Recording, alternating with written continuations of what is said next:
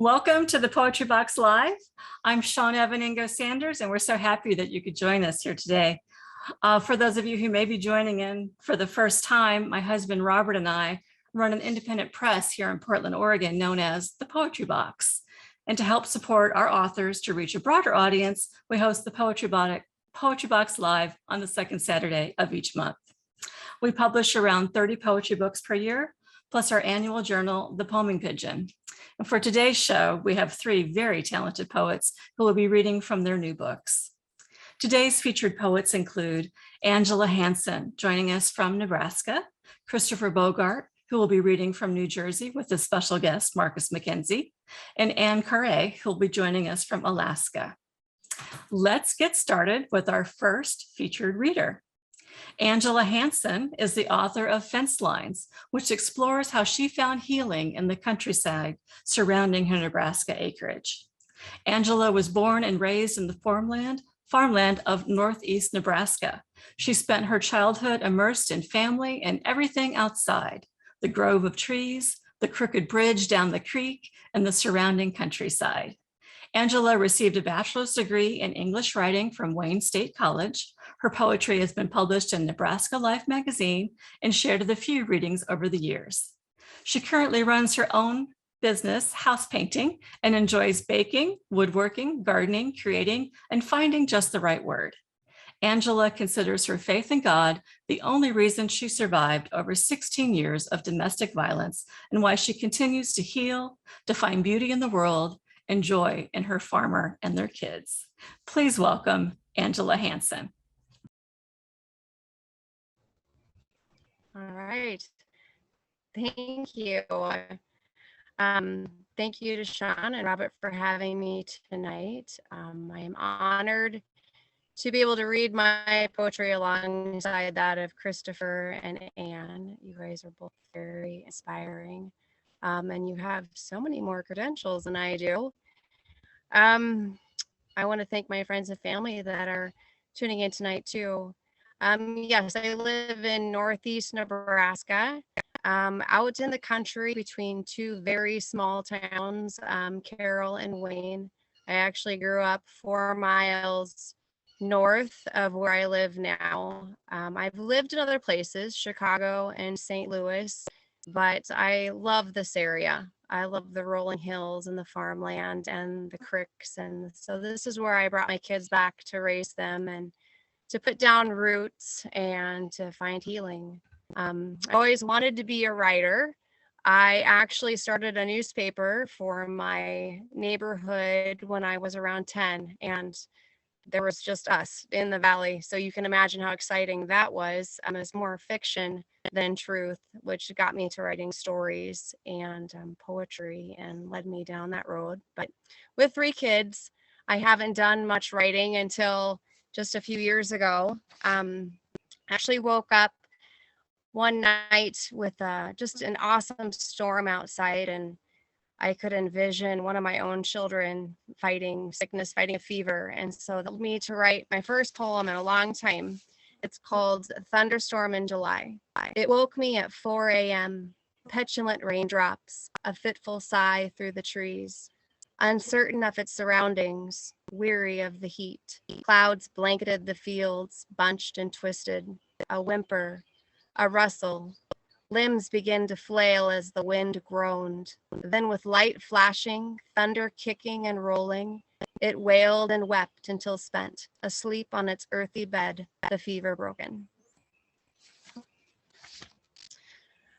I think we all have the ability to do great things. Sometimes it just takes a special friend to encourage you. And that's why I wrote this next poem. It's called New Poem. I didn't know that when I bumped into you, a word would break loose, that it would multiply and take shape, filling a void beneath my soul. At first unrecognizable, but then becoming something, acknowledged, accepted. It swelled and sapped my strength, devoured my days, stole my nights, until one morning it gushed forth amidst pain and tears, fully formed and full of life. I held it tenderly, overwhelmed that we had any part in its beautiful rhythm, perfect lines, pleasing sounds. I cradled it at my breast, vowing to nurture and correct, to affix it in the album of my future.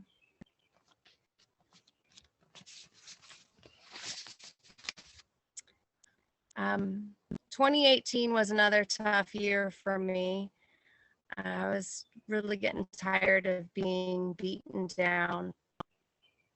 I was determined that 2019 would be different. I was going to take charge and I was going to move forward.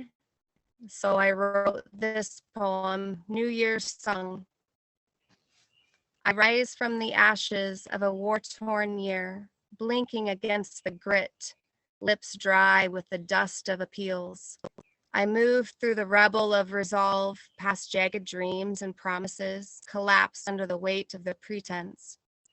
I pull this blanket of hope tighter, although torn and tattered, its warmth my strength.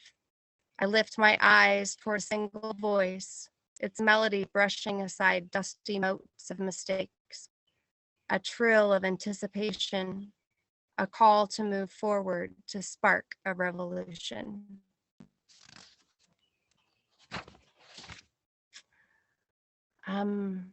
The first step in 2019 was facing my past and telling my story.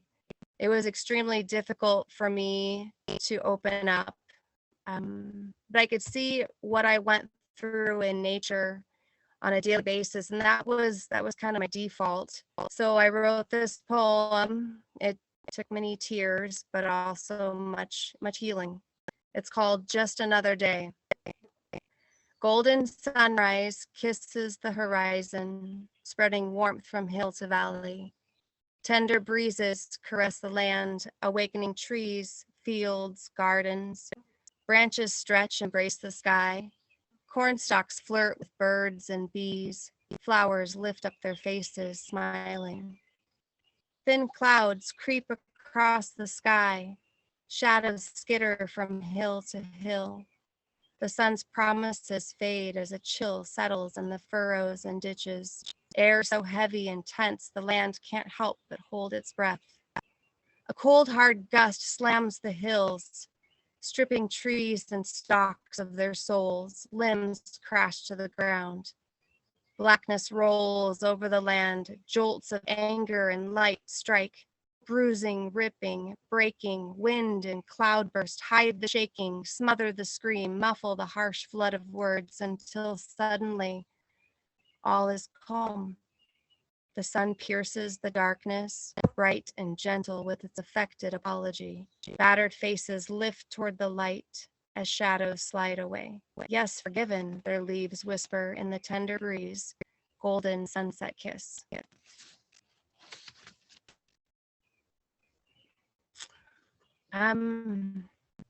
So since I was writing, I thought, apart from my grandma, maybe my poems are good. She thought so. So I sent one off to Nebraska Life, and Alan Bartles was the editor at the time.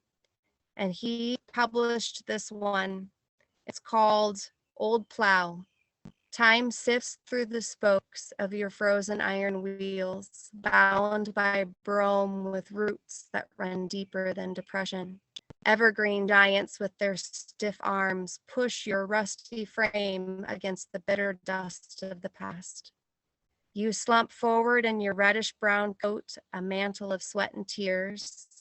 Too much moisture, not enough shelter from the winds of change. This belt tightens with trees planted straight and true, like the furrows you turned from Finn's pasture fence stretching southeast down to the creek that ran past Sass's barn. That harvest gone, along with years of both want and plenty, only you remain in this season, forever tilling up memories.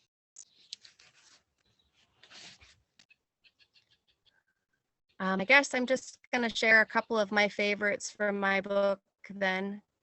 I just see everyday things, and there's a rhythm there in this life, and so I I like to put words to it. This one's called Chance of Rain. You wind me up like an old hose, pulling me slowly toward home. You work out my kinks and coil me at your feet. All that I am, stacked like the backbone of a farmer toiling for the certain unknown. My eyes leak for tomorrow.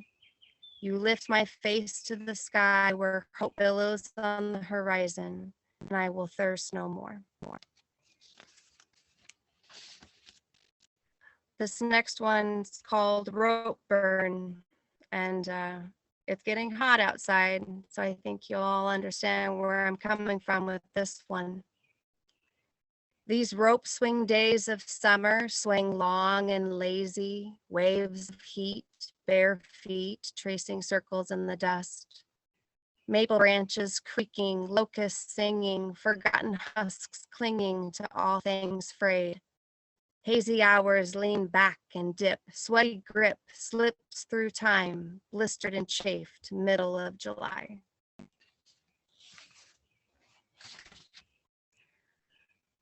My acreage here, it's on a dirt road. We don't have a lot of traffic because it's really dusty when it's dry, and it's actually very impassable when it's muddy. But couple winters ago, I had a truck go by, and that inspired this next poem. It's called As the Truck Passed.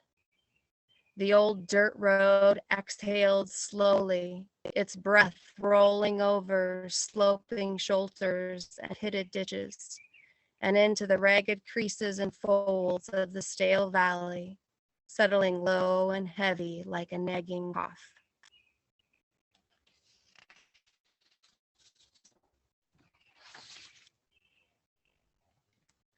One of the things I love about living out here in the country is watching the seasons change. They never do it peacefully. They usually fight over it for about a couple weeks. It's always a struggle to let it go, I guess. This one is called Along the Banks of Deer Creek. Winter lays weary beside the creek, bony spine pressed into the hillside. The wind tangles her matted hair. A strata of clay clings to her thin rib cage. Stark white limbs grip the shadows tightly. She waits, weeping, knowing the thaw is in her bones.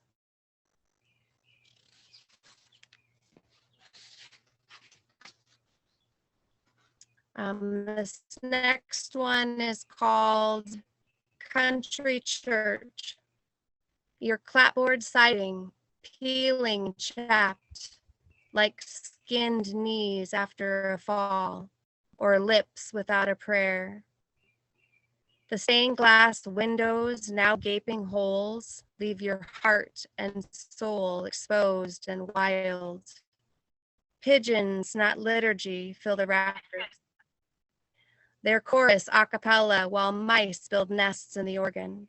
Your spire resolute, its shadow a timepiece for the dead. Rows upon rows of saints, never late for matins or vespers. Backs stiff and proud, gaudy flowers in their hats, eternally chanting Te Deum Laudamus or Magnificat. And with the benediction, their long shadows stretch into the aisles, shaking hands and exchanging peace. And I guess that's all I have. Thank you again for having me.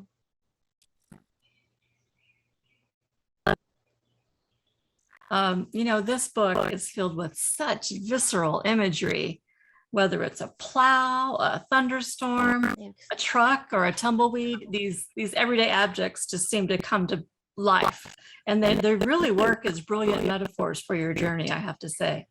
The collection is quite a testament to your strength and to your resilience, the way you're able to find beauty all around you as well as within. And I really want to thank you so much for sharing with us today, Angela. It was beautiful. Thank you. It was my pleasure. Our next featured poet is Christopher Bogart, the author of This Conversation, which explores a chance meeting between strangers at a bar and the conversation about systemic racism that ensues. Christopher Bogart is a working poet and writer who has earned a Master of Arts in Creative Writing and has just completed his MFA at Monmouth University. In 2015, he was chosen as first runner-up for Monmouth University's inaugural Joyce Carol Oates Award for Excellence in Fiction, Poetry, and Creative Nonfiction. In 2018, his chapbook 14, Antologia del Sonoran, was awarded third place in the Poetry Box Chapbook Prize. In 2020, we also published his chapbook Breakpoint, about America in the era of Donald Trump, and his book The Eater of Dreams, about the plight of Central American migrants. Please welcome Christopher Bogart and his guest reader, Marcus McKenzie.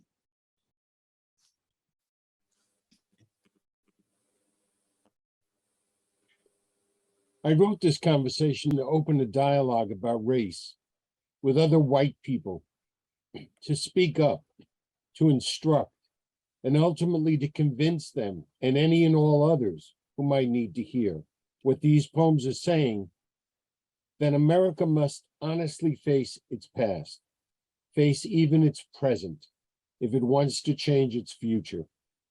While this conversation uses the paradigm of accidental meeting between two white men at a local bar, it is through this device that I encourage the reader to eavesdrop on their conversation, to think about the problems inherent in systemic racism that plague our country today, and finally to have this conversation with others.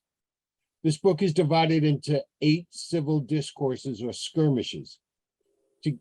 Together, these skirmishes form a seamless dialogue written in free verse between 2 strangers at a local bar. Interspersed in the dialogue, I have included a variety of traditional and non-traditional forms of poetry that further explain the points being made in the conversation. To assist me in reading these poems tonight, I have asked a former student, adopted nephew, and someone who was a continued presence all through the process to help and encourage me to write this book of poetry, Marcus McKenzie. When this conversation we're starting today must not end at the end of this day. Not end with the last hand-lettered sign written some Black brother's blood. Not end with the last car burning in anguish. Not end with the last smile marched in frustration. Nor end with the last tear shed in stark sorrow over another young Black brother's grave. This conversation we're starting today must be the start of a brand new beginning. Not like the beginning of past conversations abandoned long before they begun. Not the conversation that was set to be settled by abolition, by emancipation, by civil war, nor even the last conversation of commitment abandoned to lies long before it was born, in the marching, in the jailing, in the shooting, and the dying over 60 years ago. This conversation we're starting today must begin with one question that has echoed eternal in every Black church and from every Black voice, from the North to the South, from the East and the West, and from each generation to the next and the next. For that one eternal question, how long, can no longer be answered, not long. No, this conversation we will start here today must finally answer this one simple question at last and forever, and for all time eternal, with only one answer, and that answer needs to be now. The following free verse poem is the first part of the discussion between the 2 men and sets the tone for the collection. First skirmish. It was just an ordinary night at the bar that sat at the edge of our town. The white noise of conversation was punctuated by the clinking of glasses and the dull thud of bottled beers being dropped onto cardboard mats. Suddenly, I felt a tap on my shoulder. "Excuse me," a voice said as he pulled out the stool. "Is anyone sitting here?" "There is now," I replied. He sat down by my side and signaled the bartender for a beer. I went back to watching the overhead screen and the demonstrators marching to seek justice for the death of George Floyd. The bartender came over and asked, "What do you have?" The man on the stool, his eyes glued to the screen, pointed at my bottle of beer. Within a fast minute, the bartender returned and placed the cold beer on a mat. The man on the stool raised his beer to his lips, took a sip, then spoke to the screen without turning to me. "What you think about what's going on in the streets of America these days?" "What do you think?" I asked him. He sat for a moment in silent reflection, his cold beer clasped firm in his hand. Why are you answering my question with a question? He took a long hit of his beer. Do you really need to know what I think? I asked him. Don't you know what the answer should be? Easy, buddy, just trying to make conversation. He paused, then took another hit. Okay, he stated when I failed to reply. I don't get their beef, and I don't know what that beef has to do with me. Couldn't say, I responded. I'm just drinking my beer. But maybe your use of they is the dead giveaway. Don't you think that that word might be the problem here? Well, aren't they as opposed to us? He pointed the neck of his beer towards the screen. Well, I replied, I thought we were both on the same side. I thought that us was really just we. You know what I mean, he replied in frustration. I mean that you and I are both the same race, so it's really just us that's we. I know what you mean. I took a sip on my beer.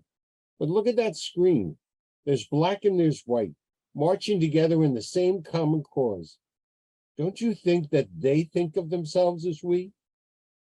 But they're not all white, he quickly insisted. Not like you and like me. And how does that matter? I asked in reply.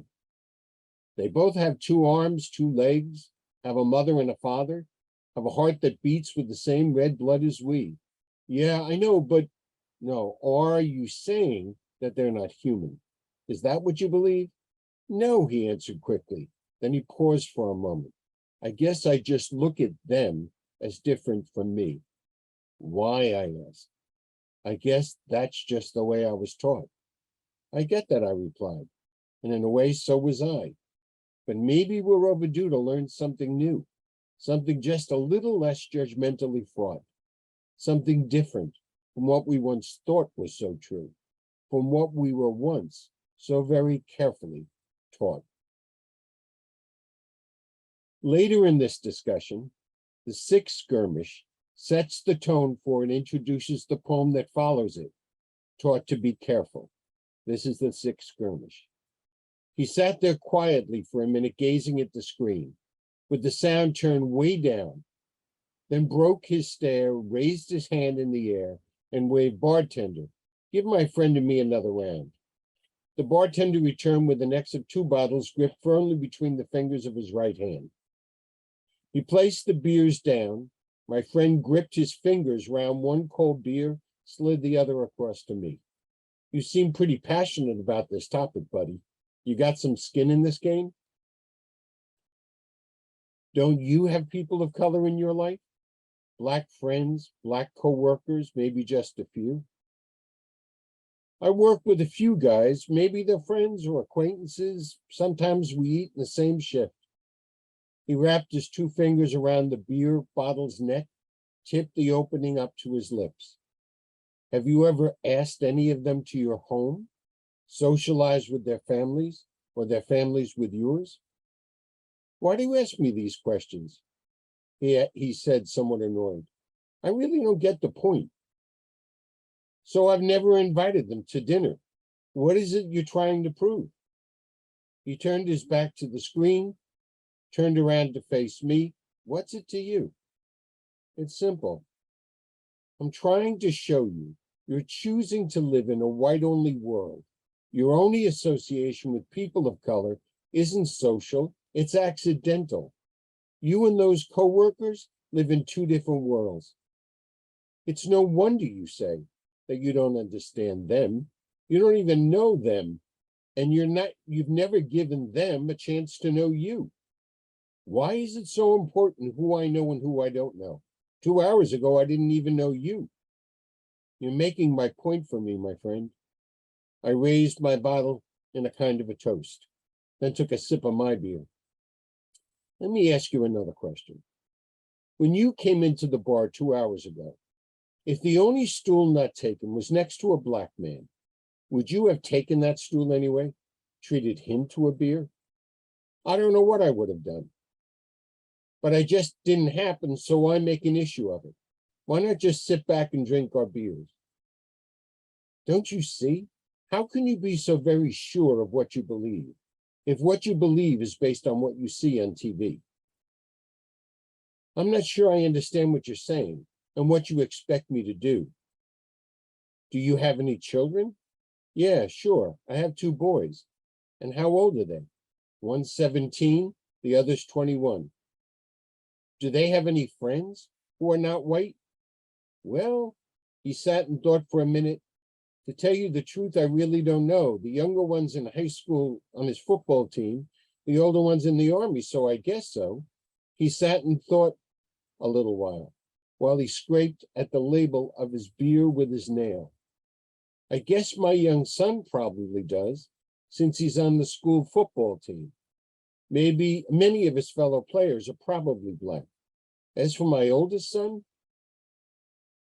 he sank deep into thought, his nail digging deeper into the wet label of his beer. Yeah, I guess I see your point. My boys must have at least a few black friends. Friends really don't look like them. Have they ever brought them home, their teammates of color, to introduce to you and to your wife? No, not that I remember. Why? Is it because they don't look like you? He didn't respond. Did your boys know that their black friends would have been welcome, would have been treated as guests? He sat again in silence. I could almost hear him think. Suddenly he stopped peeling, put the neck to his lips, and took another sip. You know, black parents have the same worries about their children that you and your wife have about yours. Are they hanging around with the right crowd? Are they careful? Are they safe?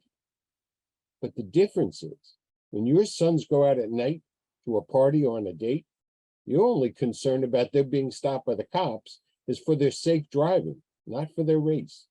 While black parents have to worry what their sons could be stopped simply because of the color of their face. The poem that Marcus is about to read, Taught to Be Careful, is an eintut. It's an African-American poem where the number 7 plays an important part. There are 7 stanzas in this poem and 7 lines in each of those stanzas. Each of the 7 stanzas is named after one of the 7 principles of Kwanzaa. The poem begins with an epigram from Time magazine. I got stopped again, Dad. Again. And the cop asked me, who is your PO? And I said, what's a PO? And the cop yelled, parole officer. I was in a suit, Dad, a suit. A single tear fell down his face. 1, unity. My son, I want you to listen to me carefully because there are certain things that you need to know to get by in this world today. 2, self-determination. While you may always be a first-class citizen, you will always be treated as a second-class citizen, however hard you try. 3, responsibility. Always carry ID for proof of who you are, and always be extra polite so you get safely home to your own bed at night. 4, cooperative economics. Don't wear clothes that stand out. Hoodies or baggy pants, a backward cap or silk do-rag, or you'll be taken for a gangster or thug. 5, purpose. Always put both hands on the top of your car's dashboard where the cops can clearly see them, and always expect to get patted down as well. 6, creativity. You will always have to work twice as hard as your white-skinned fellow classmates and friends, and do that every day to go just half as far. 7, faith. Know this, that no matter what others think of you, you must be proud of who you are. For if you have this faith, my son, then you'll go far. The following poem, Skin in the Game, is in the form of a villanelle. I chose this form because of its repetition and its rhyme scheme. It is my belief that the problem of race in America won't get any better until all of us have some skin in the game. So my nephew Marcus and I will be reading this poem together. After that, I will read the last poem in the collection, Skin in the Game. If only we could share another skin and see life through their eyes for just one day, we'd realize we're so much more than kin. We'd only need one drop of melanin to understand what life is like as they. If only we could share another skin. One day, One drop for every citizen in every town across the USA would make us realize we're more than kin. We'd learn at least that white's not sovereign, but equal to all colors on that day, if only we could share another skin. They've paid their price in suffering for our sin. Their generations have watched their dreams delayed until we learn we're so much more than kin. It's time for us to finally welcome in Our kin of color cast so far away, if only we could share another skin. we'd understand we're so much more than kin. And the last poem is called Who. This conversation you've heard here today is the same conversation that must not go away. When the last demonstrator packs a sign up and leaves to go home to his family till the next Black family grieves over the next Black life lost on the streets of our cities, this conversation must be the cost. No, this conversation cannot cease to exist, because what caused this conversation is still in our midst, in our thoughts, in our attitudes, in our choice of friends. And while hatred still has a home out there, this conversation must never end. No, this conversation must continue for as long as it takes, for every single person in the whole human race to accept as truth what we all need to believe, that all men and women are equal, regardless of race, color, or creed, regardless of gender or orientation, that all of them is us, and that all of us is we. Until we can be comfortable living in each other's skin, that we are all the same family, and that all of us are kin. When that day finally comes, that each feels empathy so deep within him or herself, then and only then can we put this conversation back on the shelf. But until that day arrives, there's so much more we have to do, so many conversations to start, and the one who needs to start them is you. Dr. Kelly Carter Jackson, Wellesley professor and author of the book Force and Freedom, has stated that, quote, white allies need to take a racial stance, unquote. By writing this book, I have chosen to volunteer to be one of those allies and to take that stance.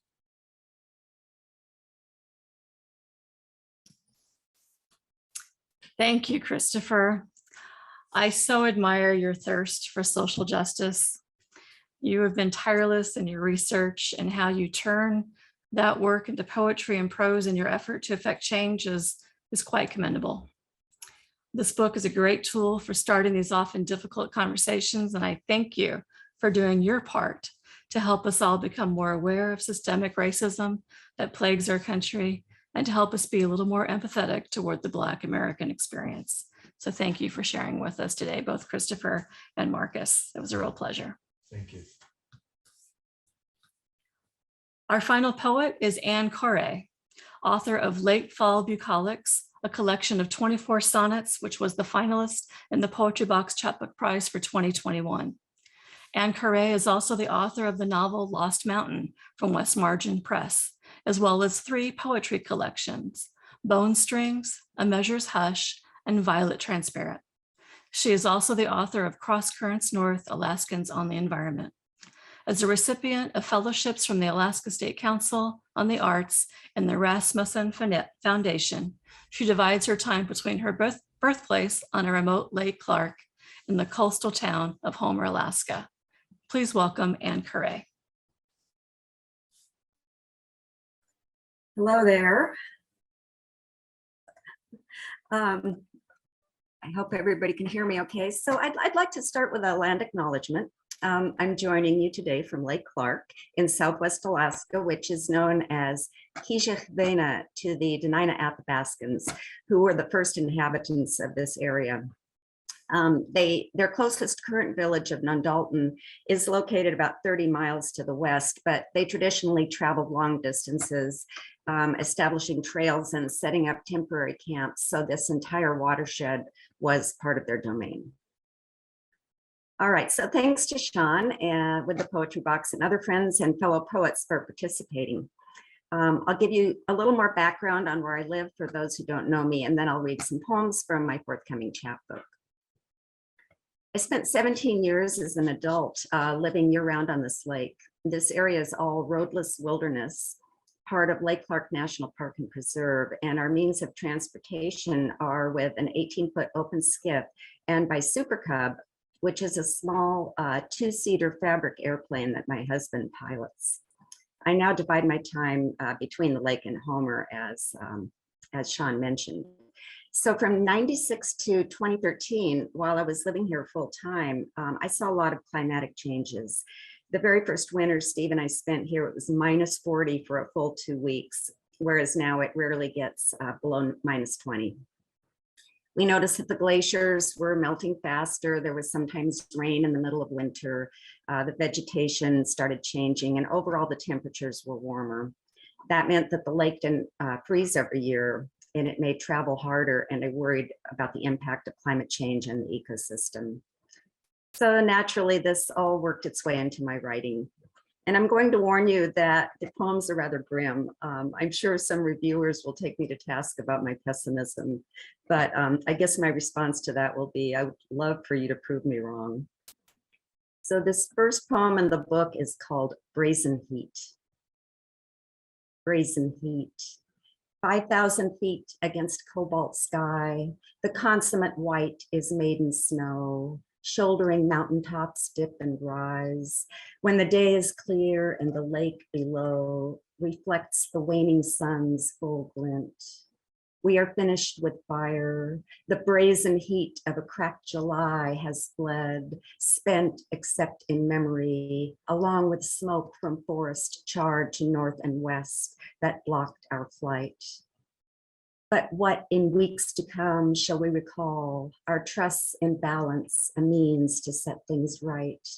Thus we swam, we dove, we tanned.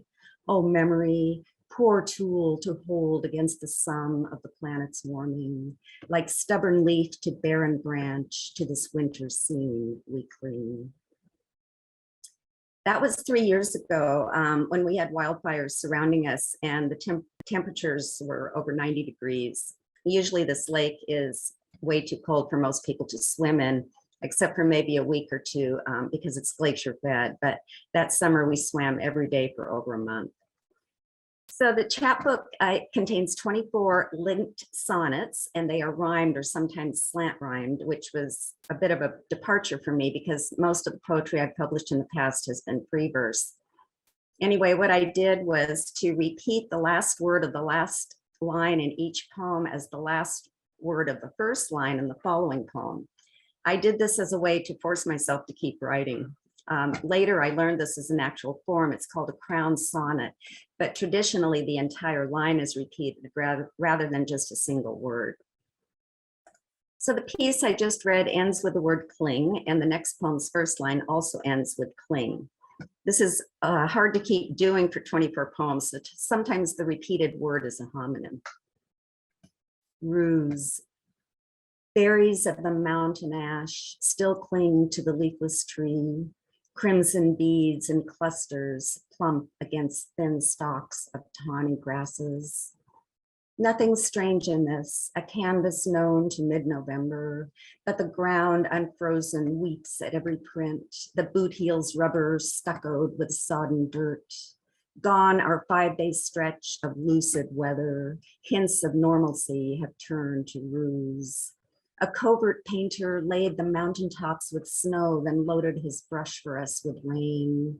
Storm after storm has rent our beach while northern coasts erode. But as luck or whim will have it, no harm comes to us yet. And if a mad artist should efface our portraits, we hope something remains of place. The mad artist or painter appears several times in the chapbook, and the idea, as Shawn wrote in the cover description, is that humans are painting or remaking the landscape, and that the rest of us are following his lead because we are like apprentices or indentured servants, unable to break free of our bondage to fossil fuels.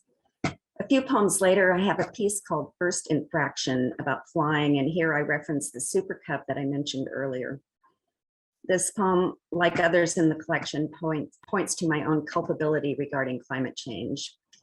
And the pass mentioned here is Lake Clark Pass, which is the route through the mountains from Cook Inlet to Lake Clark.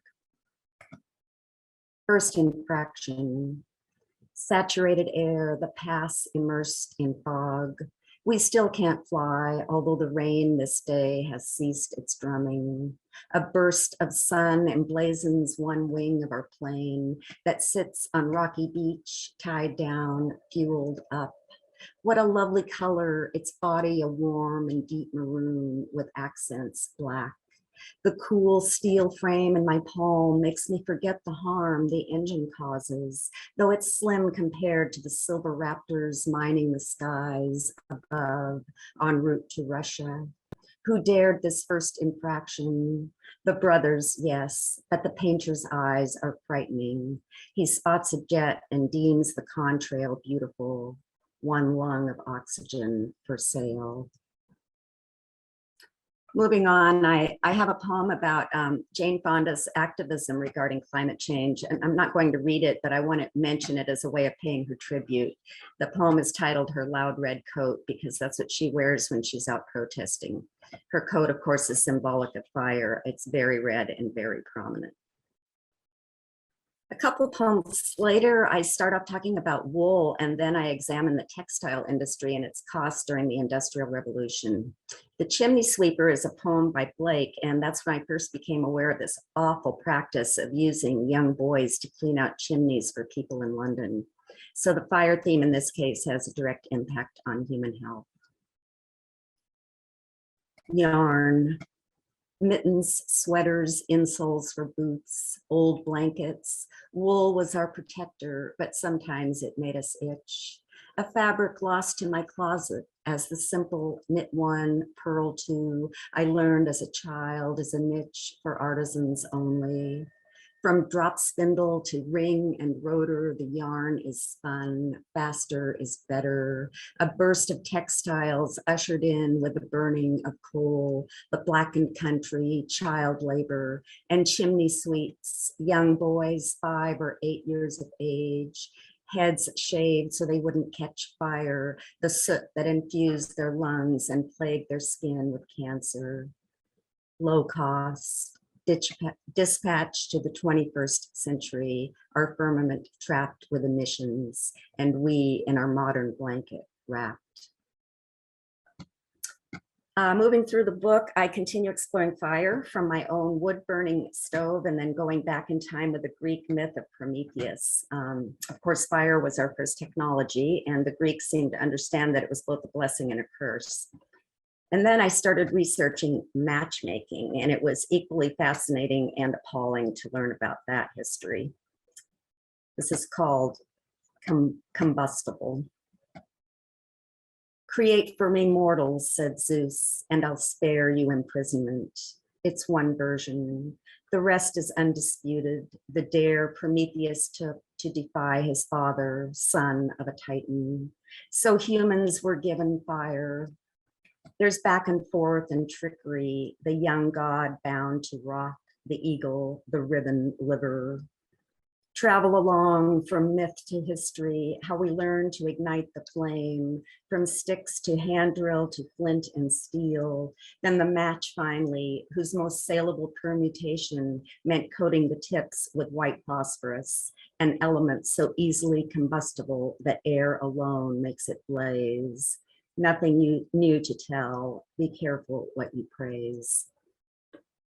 And this is an example of where I use a homonym for my linking word to the next sonnet. So the last line uses praise, P-R-A-I-S-E, and in the next poem I use praise, P-R-E-Y-S. This is called Fashioning the Match. It is an animal, of course, or even louse that preys on us, but the shilling and meager pence. Here's a dirge for the factory workers, mostly women whose days were spent in routine toil at a ghastly wage, fashioning the match. First, the splints of poplar or pine, each end dipped in a chemical blend, transferred to ovens, then halved and packed, 100 per box. A fine for the lass with an untidy bench who exchanged a word with her neighbor, or whose soiled feet, bare because shoes were dear, offended the principled Quakers. Bryant and May sprung in East London, its share for stockholders 20%, while the Mick who complained of a toothache was typically sacked. Death or disfigurement might follow, a mandibular horror no author could invent. Shawn was good enough to let me include extensive notes at the end of my chapbook, and I realize that's not typical for poetry, but I wanted to share my sources with readers because so much of what I learned was new to me, and I thought that others might want to explore some other references. The mandibular horror in the last line refers to a disease called phossy jaw, and it was caused by exposure to white phosphorus, and it afflicted a lot of these workers. I have two more. Do I have time? Okay. All right. So a little later, I moved back in time again, and I think about our early days as Homo sapiens. In this poem, the first line is a reworking of a line by W.H. Auden. It's called Augury. It is past time for the destruction of error, since the first wise monkey descended the first tree, since the first perfect stick was broken to become a probe for honey, or a spear that ended a brother's life, or fuel for the fickle new companion whose charm of warmth was a brilliant, malevolent ploy to draw the willing body near, then turn and leap a flame insatiable and silent to singe the simian's skin and leave him howling. He did not learn, he did not comprehend the augury, the burn that would keep on blossoming through all of history, the land that would not mend. Peat, dung, coal, diesel, gasoline, the oven, the smelter, what cost this comfort, how delirious this fever. So then I have one called Gullible Hope. I'm not going to read it, but I just want to, again, like I wanted to honor Jane Fonda. And in that poem, I'm able to slip in a quote from Greta Thunberg that says, "I don't want you to be hopeful, I want you to panic." And so I was rather happy to get that in there. But the conclusion of the chapbook I seem to arrive at is that we won't change our behavior and humanity will probably be wiped out. This is the second to last poem in the book, and it's the last one I'm going to read. It's called Soot and Goo. Who, left with the bones of the last charred mammal, will reign? The mad painter may appear the victor, the surface of earth rendered in gray and black. Charcoal, ash, all that will remain of the human chronicle, our petty souvenirs, our worth spread like dirty smears on glass. Our achievements here forgotten, while fire, not to be outdone, burns covertly underground. Never discount the chandelier and the coal seam that can blaze for an eternity, or the nematodes living 3,000 feet down. They need less oxygen and thrive in heat. Insect and worm will rise up stronger when we're gone, tooling around in the soot and goo, an art project to rival Picasso's best. Creation doesn't cease. The world births multiple masters and will, in our aftermath, be filled. Okay, that's all I have. Maybe that's really not so pessimistic after all. I mean, you know, because there are other species on the planet besides human beings. So maybe I'm just, you know, giving them their due. Okay, thank you for listening. Oh, thank you, Anne. And no, I don't think entirely pessimistic either. I think maybe it's time for a little brutal honesty. And I think Greta had it right when it's not time to just be all hopeful. It's time to take action and do something about it, right? So, and I have to say that these sonnets, the way they weave in and out of each other in the collection is nothing short of brilliant. I realize the challenge in writing a sonnet in the first place, and then to write this pseudo crown of sonnets to boot is really remarkable.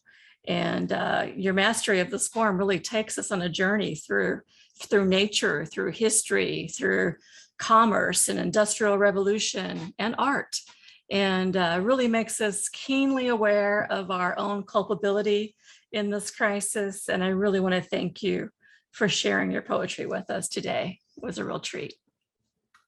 Thank you. Let's have a giant round of applause for all of our readers.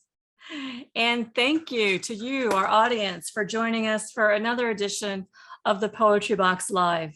You know, as poets and authors have been impacted by the pandemic's limited of reading venues across the country, it means the world to us that you joined us here on Zoom to celebrate their poetry. Our next show for next month will be Saturday, July 9th, and we will be featuring Joanne Boswell, author of Breath So Hungry, joining us from Washington.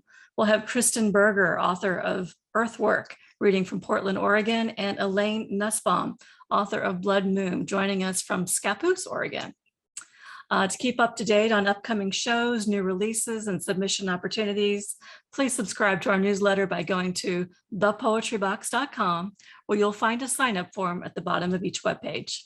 Thanks again for joining us today. We look forward to sharing more poetry with you next month on the Poetry Box Live.